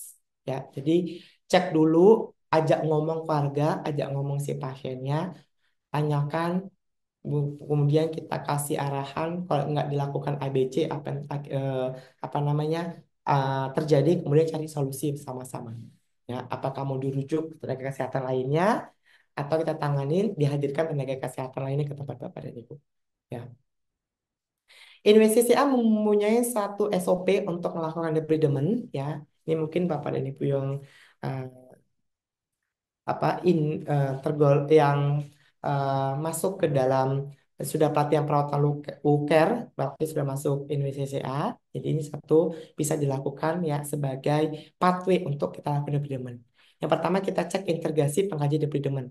Ya, kita cek kaji luka dulu, ya. Tanyakan dulu pertanyaan apakah saya sudah perlu dilakukan debridement, apa risikonya, hasil yang diharapkan, pilihannya apa aja. Kemudian kita kaji lukanya dari penyebabnya, ukuran, tanda-tanda infeksi, kondisi kulit setelah luka, ya, dan kondisi lukanya. Kemudian kita cek kondisi si pasiennya, komorbiditasnya, obat yang diminum, pasiennya kooperatif atau enggak, ada stres enggak, status nutrisi. Kemudian baru kita jelaskan tujuan debridement dan hasil yang dicapai, apa yang harus dilakukan, ya. Kalau misal pas tujuannya dan itu oke, yes, berarti diskusikan dengan pasien.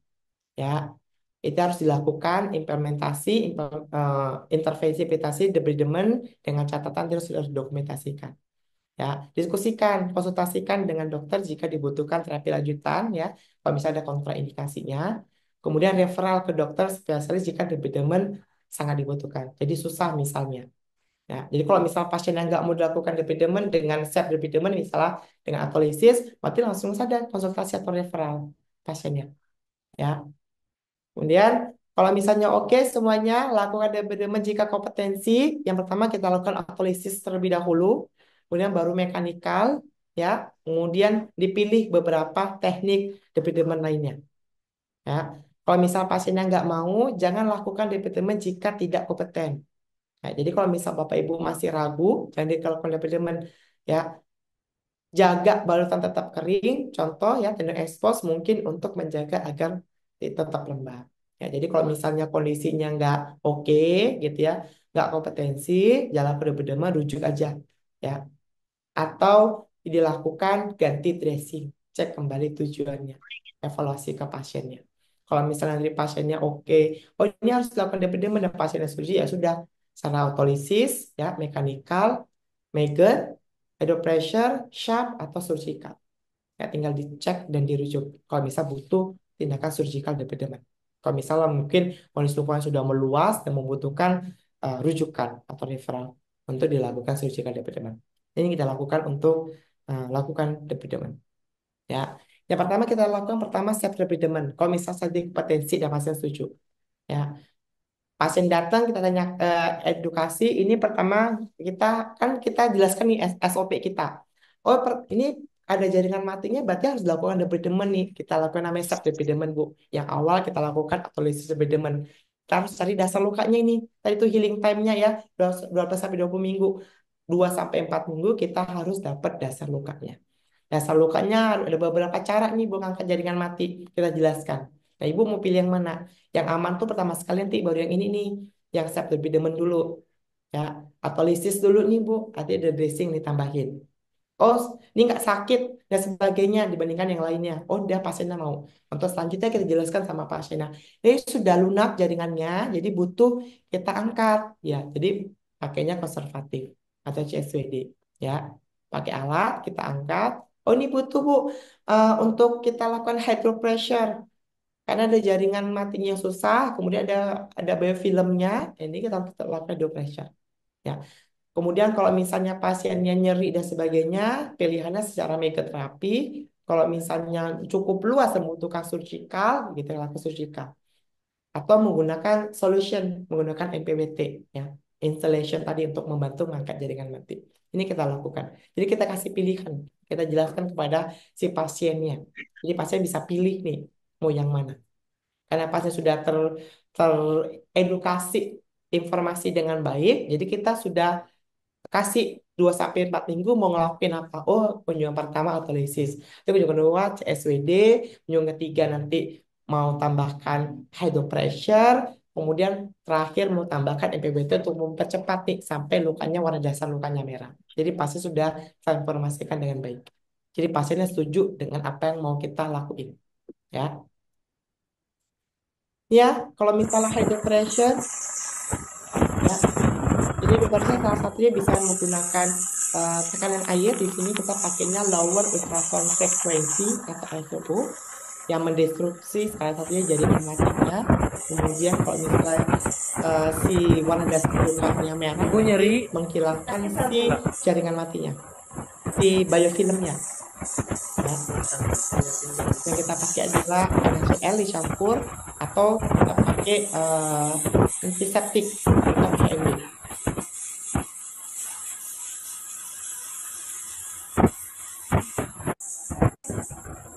Ya, ini jaringan matinya ya, warna dasar luka merah ya, tapi ada biofilmnya. Kadang-kadang kalau misalnya kita cuci biasa kan agak susah nih ngilangin si biofilm. Jadi kita bisa gunakan untuk angkat si biofilm ini.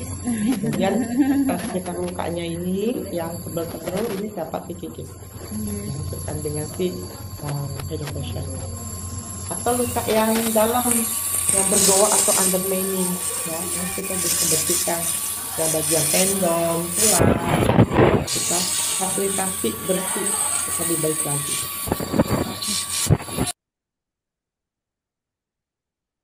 Ya, ini hydropressure. Kemudian ini autolisis ya.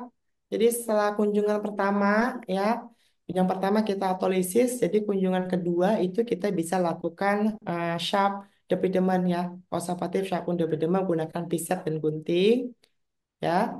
Kemudian atau menggunakan blade atau pisau. Ini ya, lihat bagian ujungnya ya yang diambil, cara ngangkat jaringannya.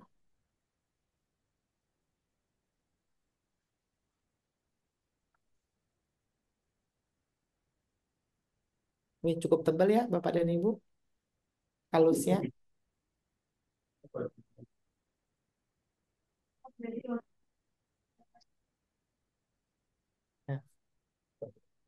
Nah, ini nih ya, pakai Sharp ya, CSWD. Tapi pastikan bagian dasarnya ini aman, artinya pembudarannya sudah mati ya. Kadang-kala kalau misalnya pasien dengan nekrosis ada masih pembudaran masih yang aktif, jadi harus pelan-pelan harus dipilih terlebih dahulu. Jadi bisa ditarik dengan si pincetnya. Jadi pelan-pelan. Oh, ini. Wow. Dewi sendiri lebih parah yang pas aku yang waktu itu. Zoom dikit. Nah, ini ya salah satunya biofilm ya. Dia bisa kalau sudah dikompres sama jantung antiseptik saat kita ambil dia mudah angkat, mudah terlepas. Tapi kalau belum dikompres dengan jantung antiseptik ini keras dia, agak susah. Bukan keras, sulit ya karena si ikatan IPS-nya masih kuat. Jadi belum hancur, belum terurai. Kalau sudah terurai gampang kita angkat menggunakan pinset atau menggunakan kaset.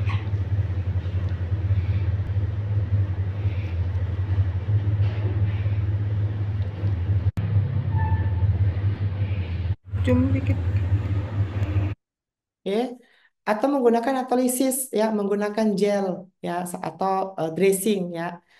Di sini karena jaringan mati, jadi kita mau otolisis ya. Jadi kita buatnya hypermoist, jadi di mix antara si gel, amor gel dengan si mecofazin silver. Kenapa pakai silver? Karena sudah ada tanda-tanda si radangnya tadi nih. Ini sudah ada tanda radang. Ya, kita otolisis, kita campur jadi satu, kita kasih di dasarnya di lukanya.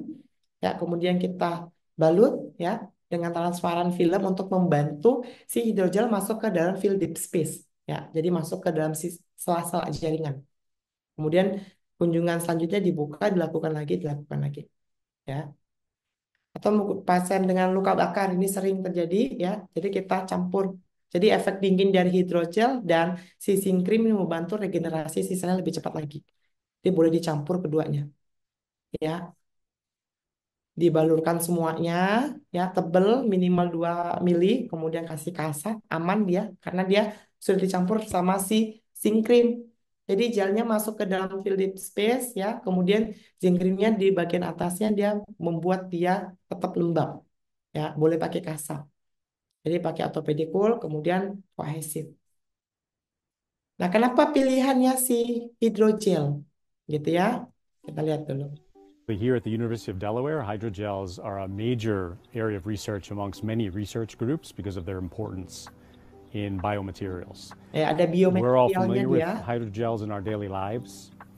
These are things that you have in the refrigerator, things like jelly and jam that you would put on your toast in the morning, all the way to products you might use in your hair and your face. They're all really similar in that they are mostly water held together with these design molecules that serve as a matrix or a support for that water.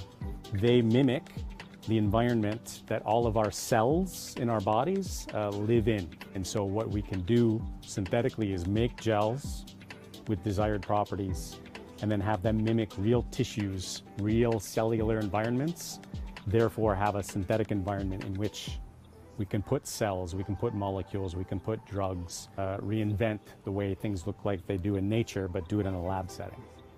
Several properties of the hydrogels are really key for treatment of wounds. For example, diabetic wounds that don't heal. They're an open wound, they bleed, they can be infected, and so the body needs help for the healing process. So what our hydrogels provide is essentially a scaffold, a synthetic way to help the body heal by being able to be applied to the wound, cover the wound, stop the bleeding, stop the possibility of infection. But maybe most importantly is the gels stick to the surface permanently and allow the cells that live in the wound site to begin going into the gel and forming healthy tissue. Oke, karena ada biokompatibelnya ya, jadi dia masuk ke dalam sistem jaringan jadi lebih cepat lagi ya. untuk memproses autolisis lebih dalam. Ya. Kenapa lagi pakai hidrogel? Ya, balik lagi karena untuk luka yang kronis ya. Ternyata setelah diteliti ini saya ambil dari si Lee dan Van ya. Introduction Adaptive Motivation Hydrogel Combined Tactical Simulation for Deep Wound Repair. Ya, si hidrogel ini gitu ya, kalau misalnya kita lihat karena ada biocompatible-nya, ini masuk ke dalam si fielded space ya. Ini dia modelnya dikombin dengan electrical simulation. Ya, jadi kalau misalnya punya luka dikasih air simulation dan hidrogel ini membantu ya dalam si biocompatible-nya lebih masuk lagi ke dalam sistem jaringan dan membantu terjadi autolysis lebih cepat lagi ya masuk ke dalam fielded space-nya. Ya. Dinamik si hydrogen dari simulation ini ya terhadap selnya ini lebih ke eh, melihat satu ya air stimulation itu membantu sebagai antiinflamasi antimikrobial dan promote healing prosesnya ya. Kalau misalnya si hidrogen ini membantu si jaringan ini lebih tercepat terfasilitasi lembab, kemudian dapat terjadi autolisis lebih cepat lagi dibandingkan kalau misalnya tanpa NK simulation. Kemudian kalau misalnya kita lihat dari si apa namanya diagram sistematik ilustrasi dari proses penyembuhan lukanya, ini berjalan dengan baik. Ya, terutama terjadi uh, si hemostasis lebih cepat, kemudian imun sistem inflamasi stage-nya karena dia simulation merangsang si tepi-tepinya memproses si antimikrobial dan antiinflamasi dan healing prosesnya lebih cepat, otomatis ini mereducekan si inflamasinya lebih cepat lagi. Kemudian si hidrogel membantu mengangkat jaringan mati, otomatis proliferasi ya, promote repair-nya lebih cepat terjadi dan healing-nya pada proses luka lebih cepat. Nah, ini perlu kita pahami bahwa eh, ternyata hidrogel ini nggak hanya sebagai base hidrogel untuk autolisis saja. Tapi kalau misalnya dikombin dengan electrical stimulation, ini membantu merangsang pembentukan hemostasis sebagai antimikrobial, antiinflamasi, dan promosi cell proliferation lebih cepat dibandingkan tidak. Ya, artinya eh, apa namanya adjunctive terapi itu dibutuhkan untuk mempercepat proses penyembuhan luka selain dari dressing dan apa namanya eh, CSWD atau mempersiapkan dasar lukanya itu. Ya, ini kalau misal kita gunakan si NPWT installation ya, jadi untuk salah satunya merangsang granulation dan membantu mengangkat jaringan mati, ini kita bisa gunakan. Ya,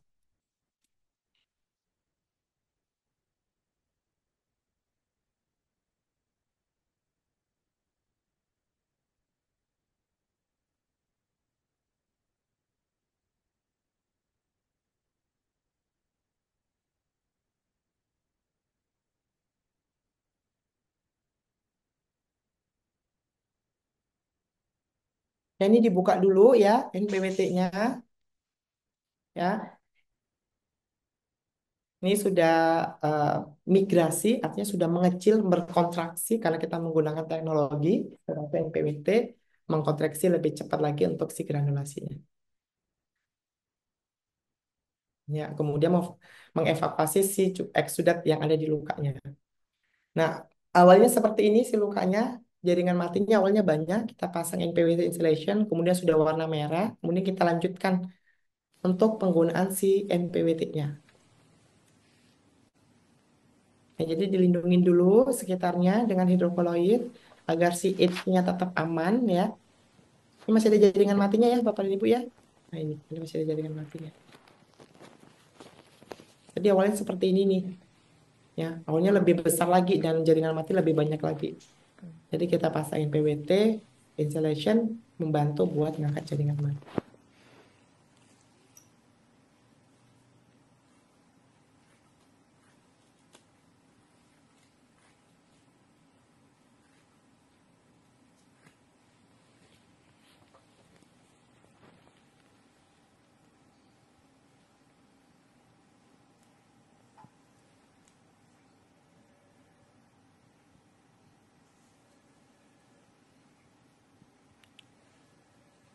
Kemudian diukur ya sesuai dengan ukuran si lukanya, kemudian baru dipasang transparan filmnya.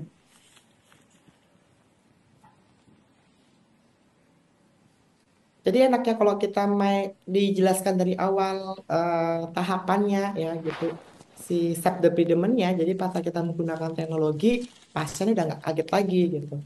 Karena tujuan dari awal pasiennya sudah apa namanya sudah setuju gitu.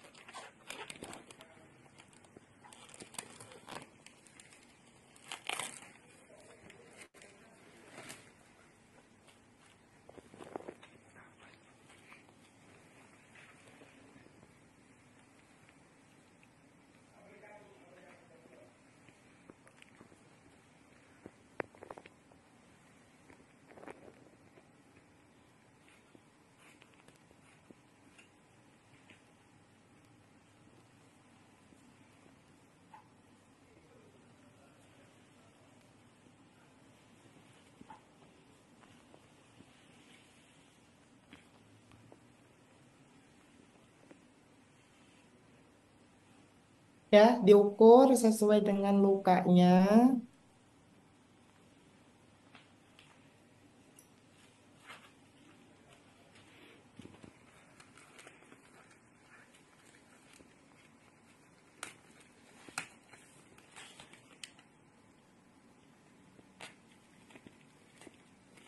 Ini kasih transparan filmnya.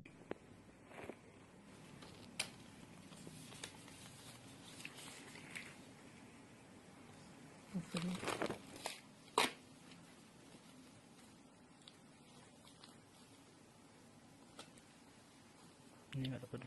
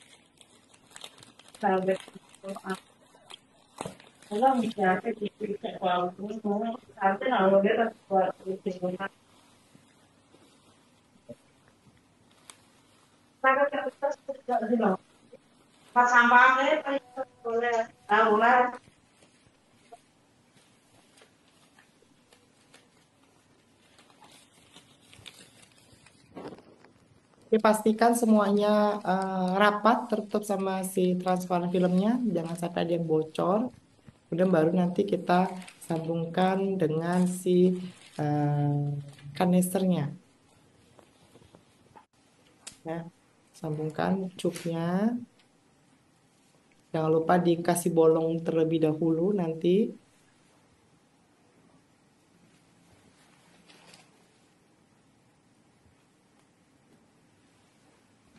Sambungan ke kanister. Kemudian yang di lukanya di sini itu dikasih bolong terlebih dahulu.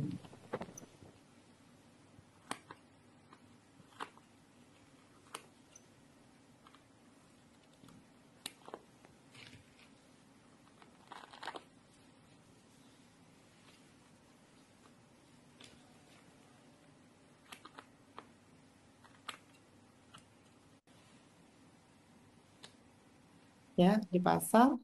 Nah, dia baru nanti diaktifin alatnya. Baru dia nyedot. Ya. Kemudian jangan lupa di offloading ya. Karena pasiennya masih jangan sampai pasiennya nggak jalan, nggak aktivitas ya. Ini pasiennya tetap beraktivitas, disaranin. Kemudian jangan lupa di offloading ya. Dikasih orthopedic wool, care bandage ya. Kemudian ini dikasih adhesif. Jadi dibuat tebal bagian bawahnya seperti sepatu gitu ya. Kemudian pasiennya bisa beraktivitas lagi. Oke, kemudian megaterapi salah satunya.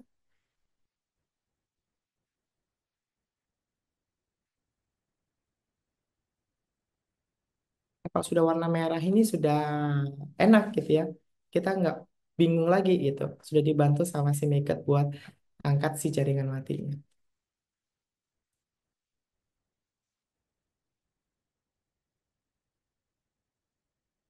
Ya, Yang nampak kuatkan taruh sini.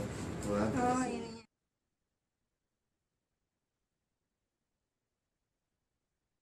ya kita buka gitu ya. Lahan-lahan.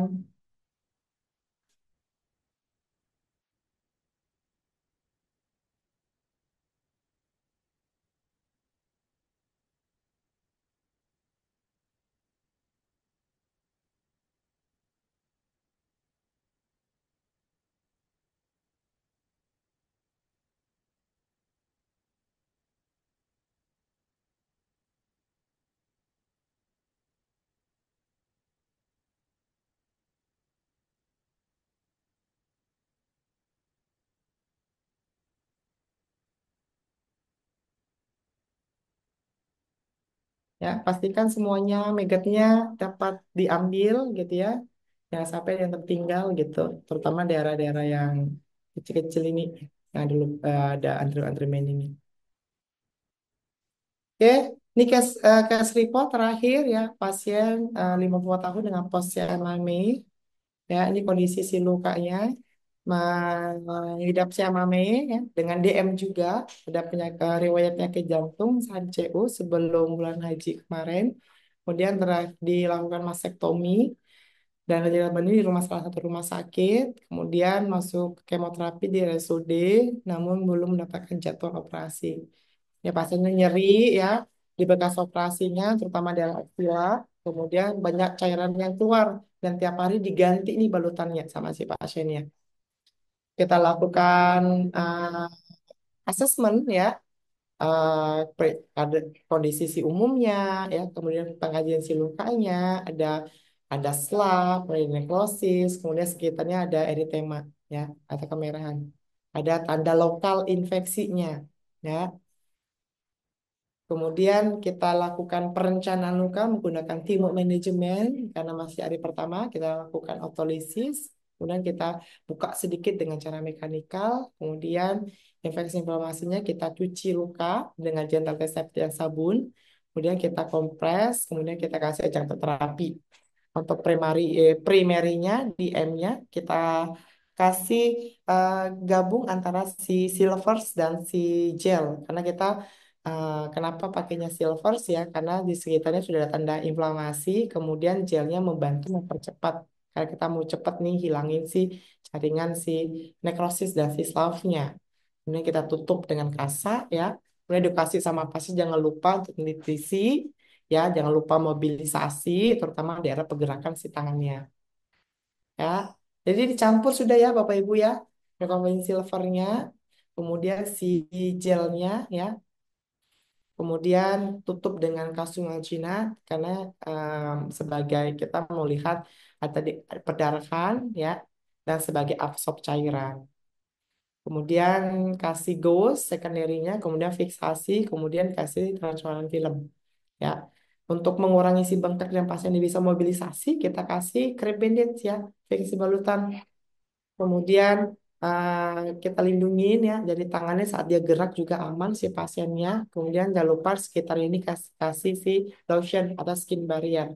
Kita lakukan massage ya, terutama daerah aksila karena dari pembengkakan tadi ya, agar enak pasiennya saat melakukan aktivitas. Kemudian evaluasi jangan lupa, kemudian FTL-nya, edukasi si pasiennya, sarankan untuk jaga balutan, konsumsi makanan sehat ya, yang tidak pengawet, kemudian next perawatan, kemudian ini untuk perkembangan si lukanya. Dari awal seperti ini, setelah 3 hari, kemudian 3 hari selanjutnya sudah mulai intens. Karena saat kita mau angkat dengan eh, apa namanya mekanikal, ada perdarahan cukup masih aktif ya, karena kita tahu bahwa pasien punya cancer di sini, jadi kita lakukan otolisis. Otolisis lebih lebih aman kalau kita lakukan perawatan untuk pasien dengan kondisi seperti ini. Kesimpulannya, ya, persiapan dasar luka sangat penting dalam menangani luka kronis karena dapat mempengaruhi aktivitas penyuh luka dan mencegah komplikasi lebih lanjut. Ya, jangan lupa menjaringan mati, mengurangi beban luka bakteri, meningkatkan sirkulasi, dan optimal penyembuhan luka dan memudahkan dalam menilai derajat si luka.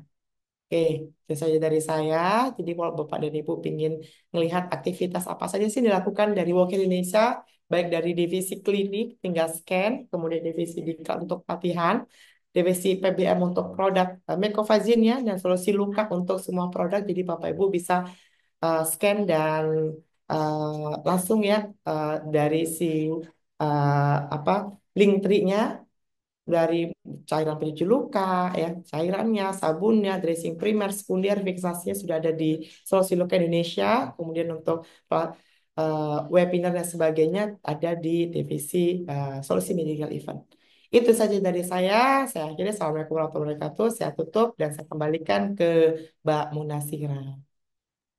Baik, terima kasih Mas Khairul Bahari ini luar biasa ya hari ini kita sampai hampir 2 jam Mas Khairul kita ngebahas sampai dari A to Z dari dibahasnya cukup Hampir luas. 2 jam ternyata ya. Ya cukup luas sekali ini pembahasan hari ini. Dan tadinya hmm, Bapak Ibu ini karena mengingat waktu juga ya sudah hampir jam 4 di mana juga office hours mau tutup gitu. Mas KB mau nampung masih mau menjawab pertanyaan. Iya, kita jawab yang sudah ada 3 pertanyaan ya Mbak Muna ya. Ya, baik Mas KB. Jadi ada 3 menanya, mungkin ini bisa dijawab langsung atau mungkin pesertanya juga kalau makin penasaran dengan pembahasan Mas KB, lebih baik ikut pelatihan ya yang diselenggarakan oleh Official Wokel Training di Woker Center gitu. Jadi merasakan memang diajar ada pengajaran Mas Khairul, Bu Wida, Mas Kana Pajar. Oke, Mas Khairul, baik kita baca satu pertanyaan dari Pak Ahmad Sidik. Nih, Pak Ahmad Sidik rajin hadir. Assalamualaikum, Kak. Mau tanya, untuk terapi tambahan, untuk luka kronik yang terbaik terapi apa? Oke, kalau Pak Ahmad Sidik untuk terapi tambahan itu bisa menggunakan salah satunya tadi ada simulation itu bisa digunakan, kemudian bisa menggunakan inframerah itu bisa menggunakan juga si terapi tambahan atau tadi menggunakan ozon juga boleh. Jadi terapi tambahan ini diperuntukkan untuk pasien dengan luka kronis untuk menunjang, mempercepat proses penyembuhan luka, begitu. Jadi bisa menggunakan beberapa kondisi seperti itu. Ya, ini menyambung untuk pertanyaan Ibu Mami. Mm-mm. Ketemu lagi Bu Mami. Ini anak Jogja. Ini Bu Mami Jogja. Oh, Maja Jogja. Bagaimana Oke, jadi efektifnya? infra merah itu kalau misal luka kronis karena kita tahu bahwa luka kronis itu pembuluh darah semakin lama semakin perifer semakin mengecil, jadi infra merah dibutuhkan untuk khusus untuk fase-fase kolesterasi menuju maturasi. Karena di fase tersebut adalah dibutuhkan untuk angiogenesis, kemudian fibroblast bekerja dengan baik. Nah, kalau kita menggunakan inframerah, otomatis itu mempercepat proses tersebut. Otomatis growth factor itu lebih bekerja dengan baik. Ya, jadi bisa menggunakan si inframerah di fase tersebut. Tapi kalau misalnya ada beberapa konsiderasi mengatakan bahwa inframerah tidak direkomendasikan untuk luka yang inflamasi, contohnya inflamasi yang meluas, ya akan memperparah kondisi si inflamasinya. Jadi bisa ditunda untuk menggunakan si inframerah. Tapi kalau Kurang. si inframerah digunakan untuk luka yang di fase proliferasi menuju maturasi, itu direkomendasikan sekali. Dengan penggunaan minimal 15 sampai 20 menit dengan jarak 20 sampai 30 cm mulai dari dasar luka. Eh, Seperti itu, Bu Mami.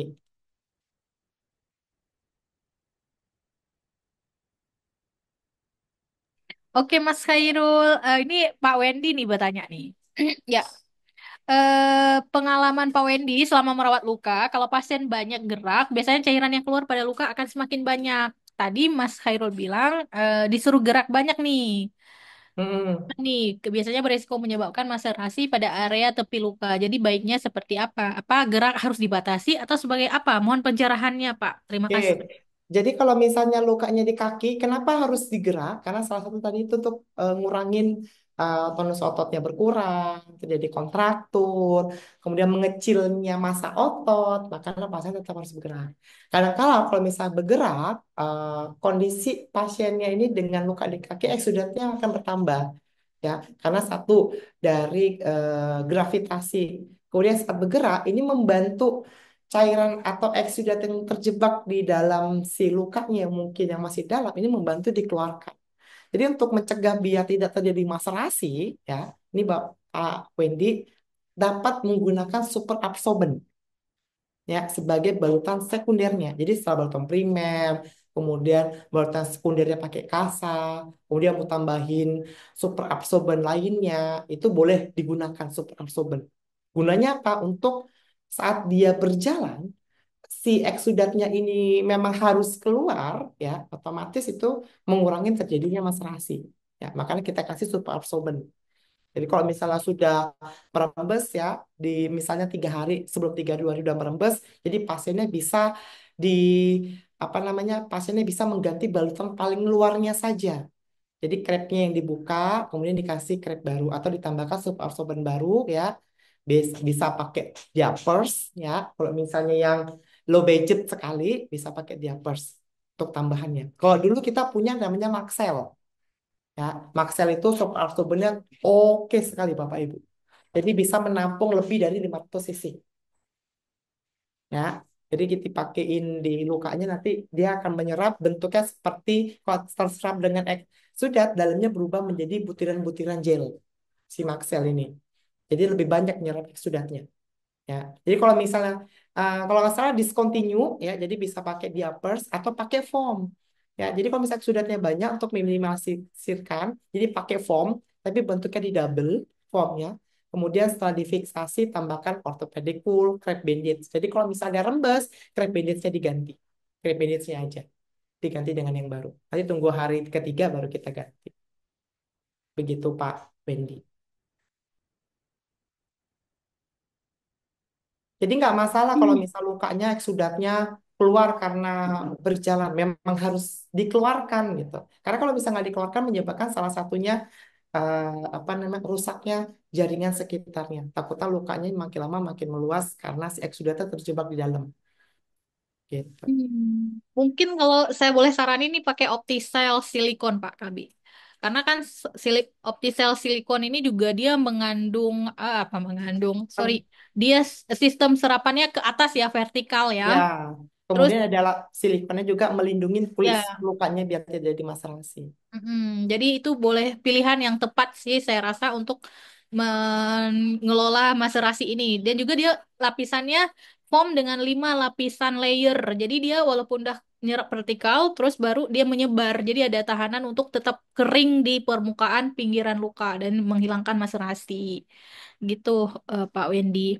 Ini ada yang minta kontaknya Khairul nih. Pak, berapa ya? Ada satu lagi Pak Yus, berapa nilai tekanan alat hydropressure? Oke, Pak Yus, Pak Yus ini eh kalau untuk head pressure itu tekanannya 5 sampai 12 psi.